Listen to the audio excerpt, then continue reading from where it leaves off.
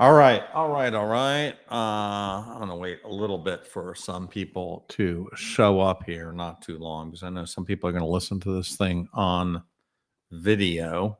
All right, let's see if we can wait just a few more minutes. What am I going to be presenting today? I'm going to be presenting uh, a talk on what I call Fred's Law, which relates interest to Bitcoin price. I'm going to be talking about BitBonds, and I'm going to be talking about my friend Larry Lepard's book and really his thesis of the big print, which I think is actually coming. So this is going to be about just expectations, about 20 minutes, 15 to 20 minutes presentation. And I got this nice little slideshow here. Let me know if the audio is okay. We had some problems with the audio. I've turned off my cell phone, so there shouldn't be any interference with that. Let me just check really quickly my setup here on my setup here with I think I'm pretty good in terms of setup. Let me just 100% verify that. My setup, audio. Yep, I think I'm good. All right. All right, I got 200 people here. All right, let's start this presentation. Okay, so the title again is Fred's Law, BitBonds, and the Big Print. So 3 separate topics, but I'm gonna try to weave them together a little bit. So let's first talk about this concept of Fred's Law. I'm going to state this law as the following. The price of Bitcoin is proportional to the square of the interest in it. So I think this is a new kind of concept. Some of the people that I talk to sort of on the quantitative side, like Samson, Smithson With, and Giovanni has been talking to me a lot about similar ideas. So it's not entirely original, but I think the formulation of this in this way is original. So I'm gonna claim it. And basically, the law says that as the interest in Bitcoin goes up, either the interest by a few very rich people or by lots of not so rich people, the price of Bitcoin will grow quadratically by the square of Bitcoin. So that's my my statement. Okay, so let's dive into that. What causes interest in Bitcoin? Well, there are really 3 things that cause interest. The first is liquidity. The second is new users coming into the Bitcoin ecosystem. And the third is price itself drives interest in Bitcoin. So there's some reflexivity there. So liquidity is the obvious one, which is the more M2 grows, the more global money supply grows, whether you call it M2, M3, there's many measures of this thing. But generally speaking, the more liquidity, the more interest in the higher price of Bitcoin. Right now, Bitcoin is extremely correlated with global money supply, and a lot of people have been circulating variants of this this chart, which is showing that there's a lag, something like a 60-day lag between global money supply and Bitcoin, but it's amazingly accurate as of late. So there's this amazing correlation recently between Bitcoin and, global M2 and Bitcoin. This is not always held. In 2024, Bitcoin did spectacularly well, but there wasn't that much liquidity growth. There is right now. And sort of from late 2024 on, we've had this. Early 2024, not so much. Late 2023, not so much. Okay, so that's the first driver. The second driver is new user adoption. And this is a little graph that I did in log space. So measuring time and how many people have one Bitcoin. And you can see that there's a very, very high correlation with time. And the growth is something like 1.4 power. So as time grows to the 1.4 power, number of people who have one Bitcoin grows exactly. So if you look at the number of people who have 0.1 Bitcoin, the number of people who have, a million sats, the number of people who have, 100,000 sats, all those grow. And the lower the threshold, the higher power. So if you get to how many people have just a little tiny bit of Bitcoin, like $10 worth of Bitcoin, that growth is something like the third power of time. And these correlation coefficients are extremely high, right? So this was almost 0.99%, 99% correlation. So that's the second thing. So new users come in, they find out about this thing called Bitcoin. They're interested in it. They decide to save some percentage of their money in Bitcoin. And that number is going up. Now, recently, they don't have to spend it on Bitcoin on chain. They can buy an ETF. And in the past, they could also hold it on exchanges. So this is just a proxy for user adoption. It's not the total picture of user adoption, but it is very clear that new user adoption is growing very, very steadily in Bitcoin. Sorry, excuse me. Okay.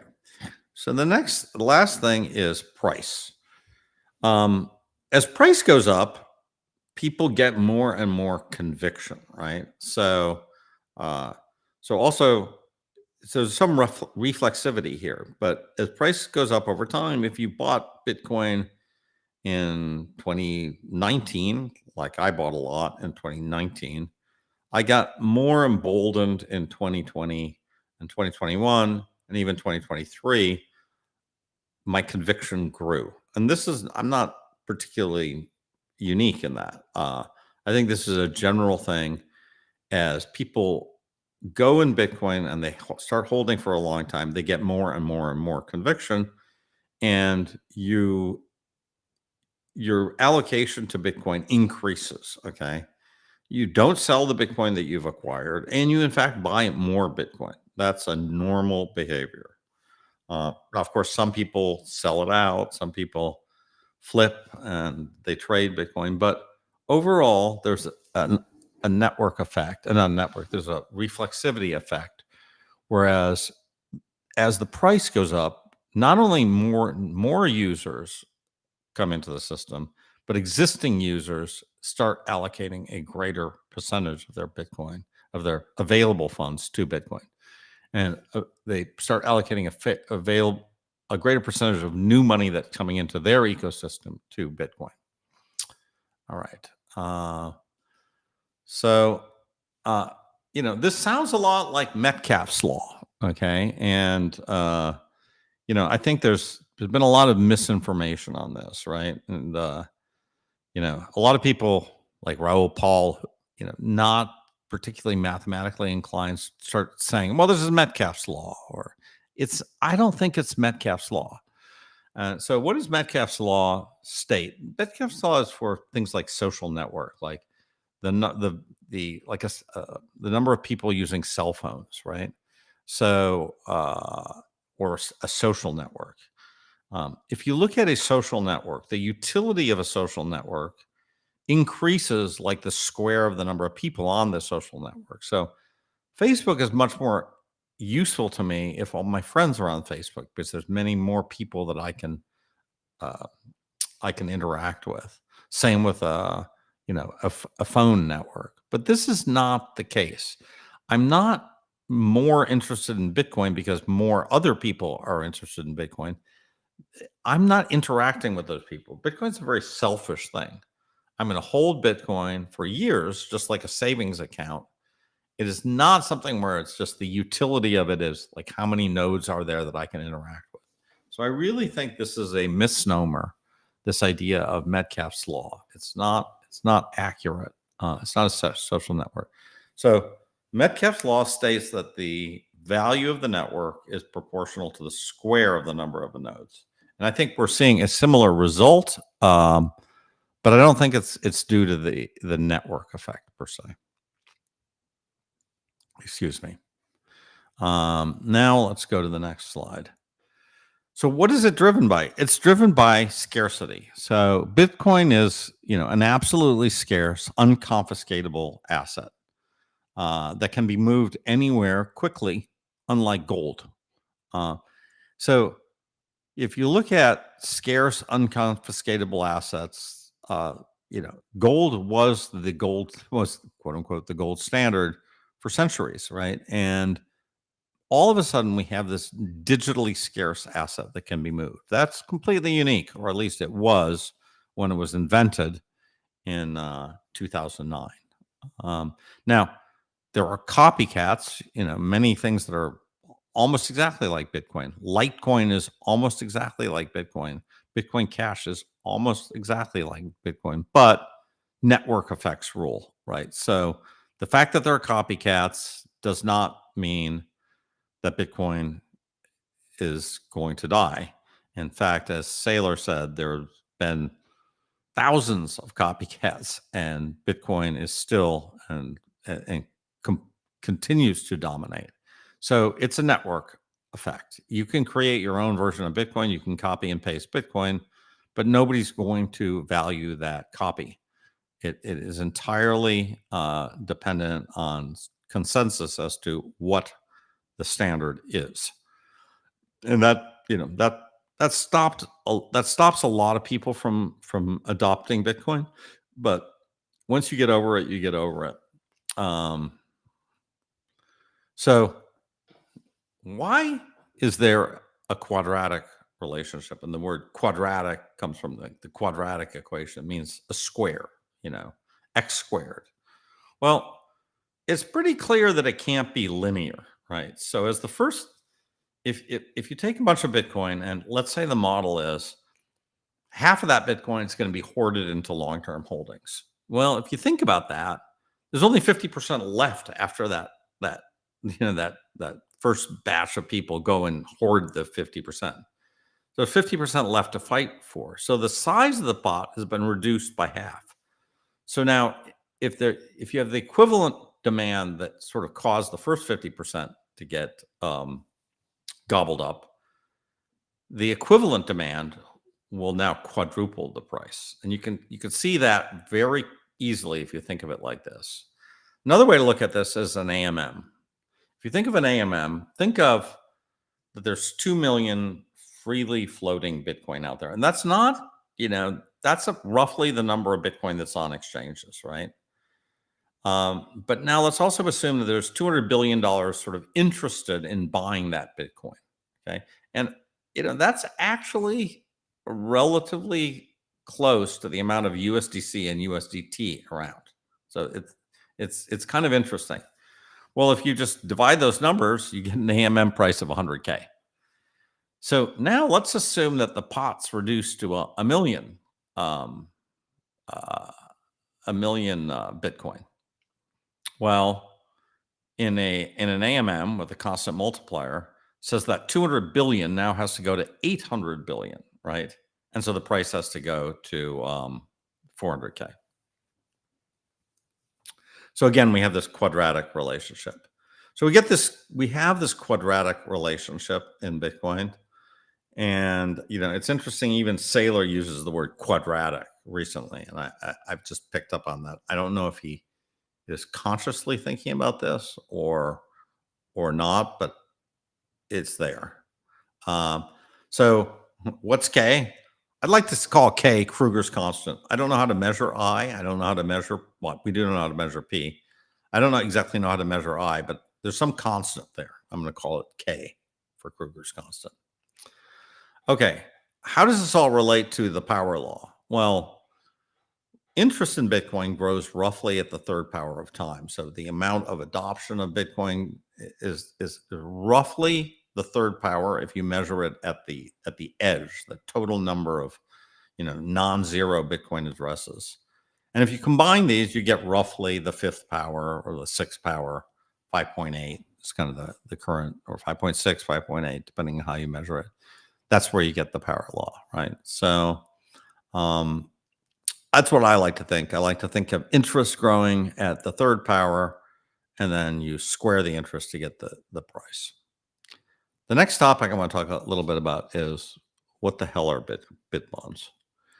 And I'm going to just talk about this briefly. We're talking about this a lot in spaces, and I think there's some really good information here. So in the most general sense, I would say BitBonds are fixed income instruments with a Bitcoin kicker, right? So fixed income means that they pay a regular coupon that is fixed, and then they pay the principal back at some point in time. Now, you can also have floating rate instruments, and that's entirely possible too. But let's just say they're bonds, but they have some Bitcoin kicker in them. What does that mean? That means that means that the cash flows from these bonds, which are denominated in dollars, can go up or down depending on the price of Bitcoin. Now, such bonds can be issued by any counterparty. So it could be a private corporation. And I like to think SoftBank is a pretty good candidate for this. They're a very big bond issuer. They recently, I don't know if they've finished allocating this bond, but they did something like $10 billion of 5-year bonds recently. So they're a huge issuer of bonds. And they're part of this new 21 company with Tether and Jack Mallers. Of course, they can be a country like the United States or El Salvador. El Salvador was talking about issuing these BitBonds, back in 2021 or even earlier. They never really got around to doing it. And they talked about sort of a bond that would somewhat be backed by Bitcoin, but it never kind of got off the ground. Or it could be a municipality. Right now, we have certain states that have said we're good with Bitcoin as a strategic reserve. Presumably, those states would also be good as we're okay with issuing a bond that is tied to Bitcoin.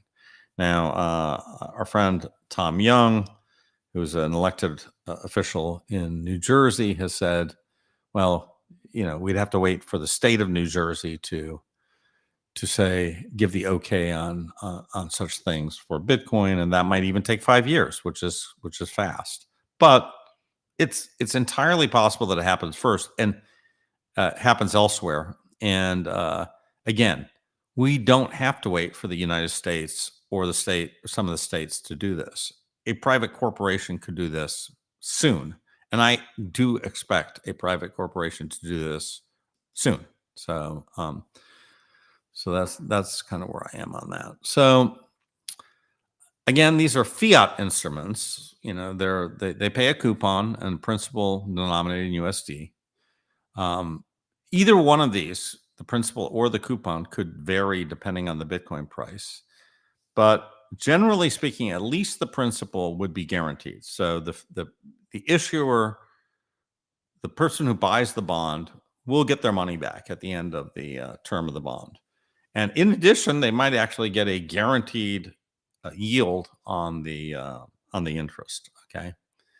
But they're bonds, and because they're bonds and because they're fiat instruments, any bond holder can decide, I'm going to just put this in my portfolio, right? And so there's all kinds of bond holders out there, pension funds, insurance companies that, they're not set up right now to buy Bitcoin ETFs, and they're certainly not set up to buy and custody Bitcoin. But to buy a bond with a Bitcoin kicker, yeah, they could do that, especially from a a highly rated issuer. So that's that. So here's a hypothetical example. This is one that I just invented the other day. Imagine a 10-year SoftBank bond for 10 billion USD. At the maturity, the holder gets back 100% of their money. And let's say the coupon payments are tied to Bitcoin. So if the Bitcoin price continues to rise at, a 40% CAGR, maybe dropping down to a 30% CAGR after 10 years, which is what the power law seems to indicate, these might yield 12% a year. um,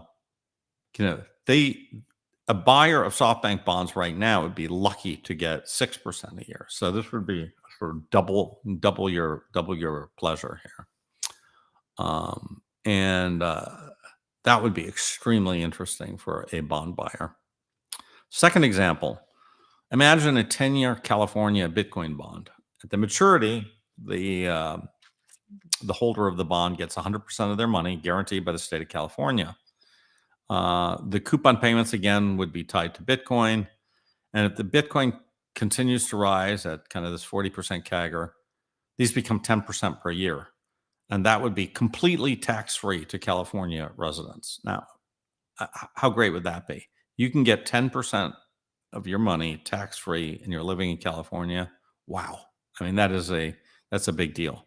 Now, Chamath in the All In had posted something about, for him, everything was about getting 10% after tax. Like if he can get 10% after tax, he doesn't even need to look around. He literally has billions of dollars to allocate. And that's sort of the threshold. And this would give you that, right? So I think these things can be extremely interesting for local issuers. Now, again, these local issuers are, as has been said, they're very conservative people. They are not fast movers. They are not Bitcoin believers. But, I think once one does it, the next one will be a lot faster, right? So I'm not sure who the first one will be, but we're seeing a lot of states now adopting these Bitcoin reserve structures. They're all different.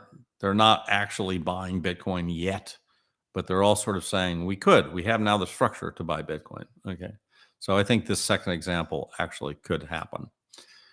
And so, how does this all work? Well, the bond is issued.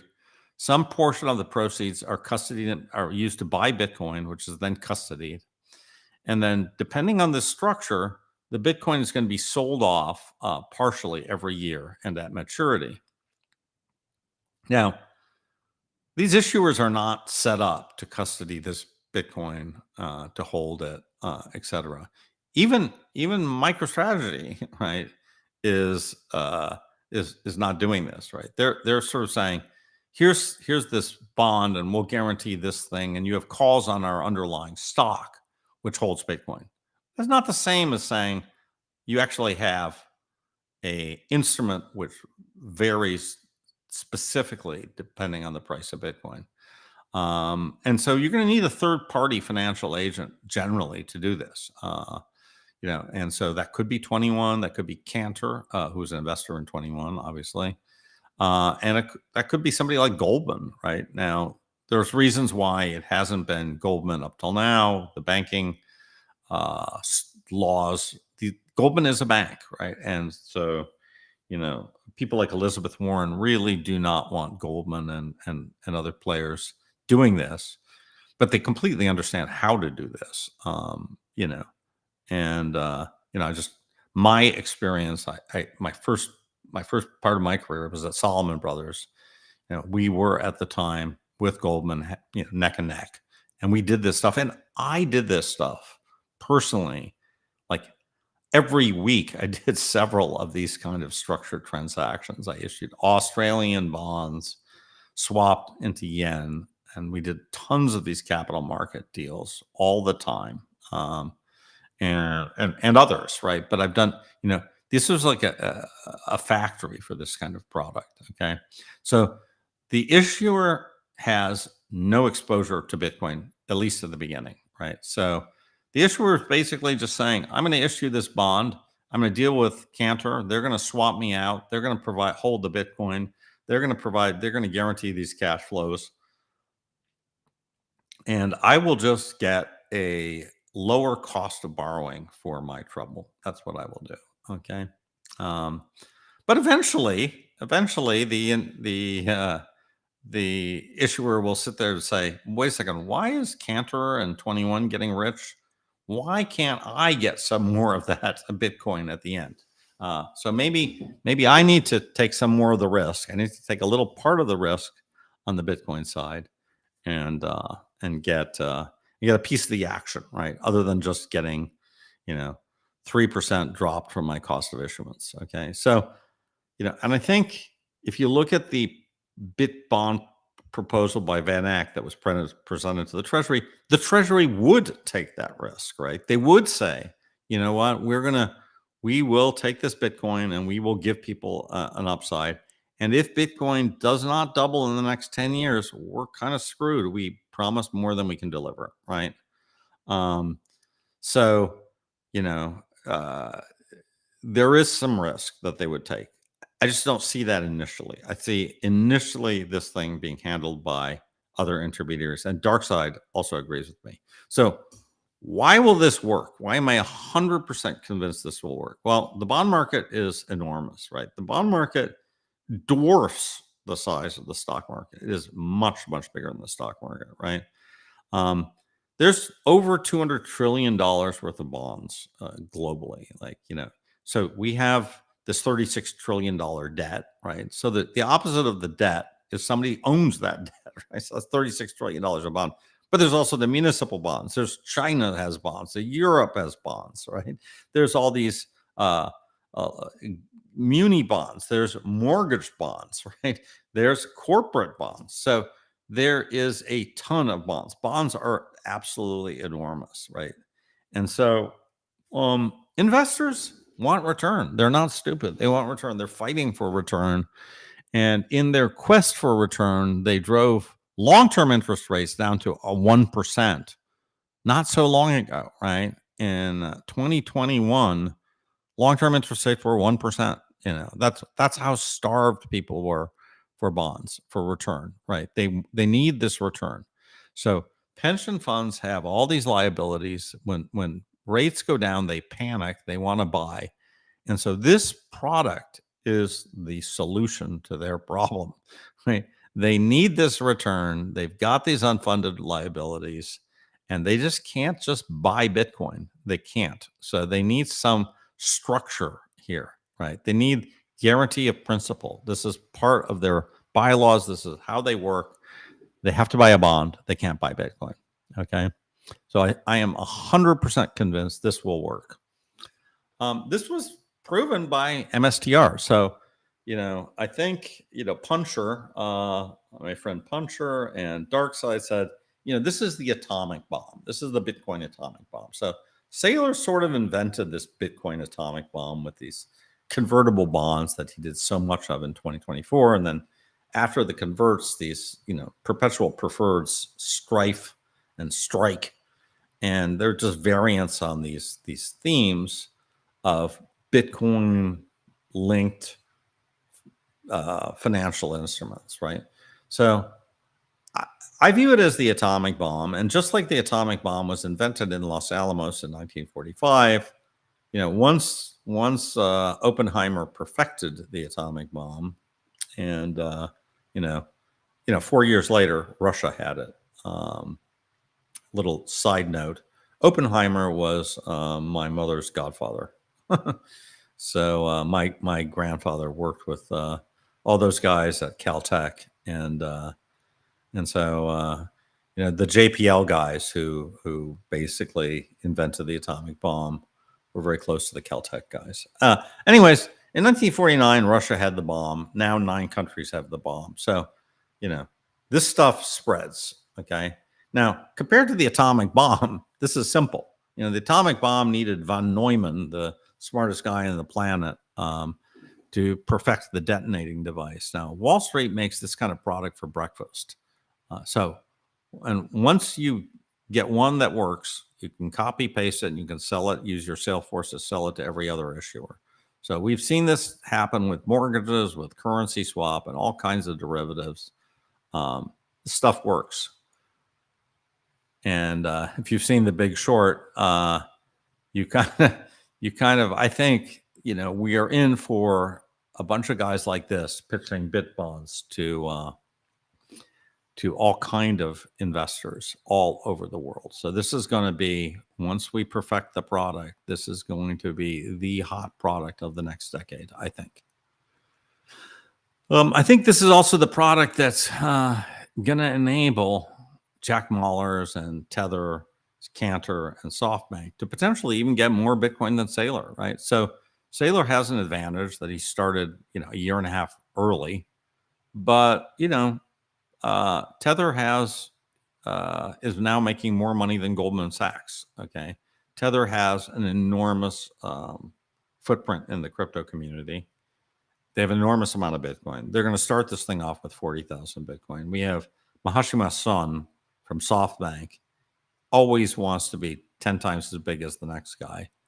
And then we have Cantor, who's plugged right into the U.S. administration now. So I would not underestimate this effort. And Jack Mallers, very charismatic guy leading it. So I don't know. I'm bullish. Which brings us to the big print. Okay, how do I think all this stuff's going to happen? And this is my friend Larry Lepard's book, which I recommend. I kind of read an early copy. I actually don't have a physical copy of this. I only read the early version of it. I need to get my. Larry was supposed to send me. If you're listening, Larry, send me a physical copy, autographed, please. But anyways, this is the big print. I love the cover. I love the title of this thing, and the book's really good too. How I would summarize it, the fundamental problem is debt to GDP, right? If you look at debt in and of itself, as Joe Carlos Jolly said, it doesn't matter. You have to look at it relative to our ability to pay for it, which is roughly our GDP. And, right now we are at kind of World War II type levels. And, we only got out of this with World War II by sort of forced savings, massive yield curve control, rationing, all this kind of stuff. And, we're not in that sort of same world that we were in back in World War II. What worked then is not going to work now. I think it's sort of not a solvable problem, personally. I think it's going to get solved by a crisis. But basically what happened in 2008, when we had the great financial crisis, is we had a whole decade of zero interest rates, effectively near zero interest rates, leading up to a slow grind up in, 2017, leading to right up till COVID, right? And, but, still 2.25%. That's kind of where we got to. And, then we had COVID and we had this massive printing. And I'm sure everybody's seen this video of Neil Kashkari saying, we have an infinite amount of money at the Federal Reserve.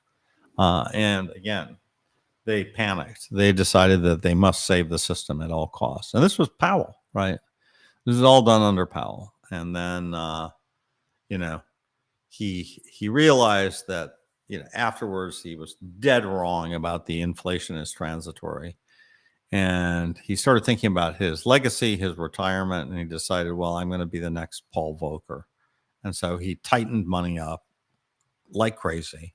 And we've had 3.5 years of tight money. Now, normally that would have crashed the economy, but under Biden, we just created massive amount of government jobs and basically spend our way right through this tight money. And, my opinion is in another year, max, absolutely max, this tight money is going to end. And it's going to end with a gusher of capital. And so I'm going to play this little bit of this video by Porter Stansbury. because I can tell you what I think. This is a pretty good example of what I think this is going to be. So let's look. Let's listen.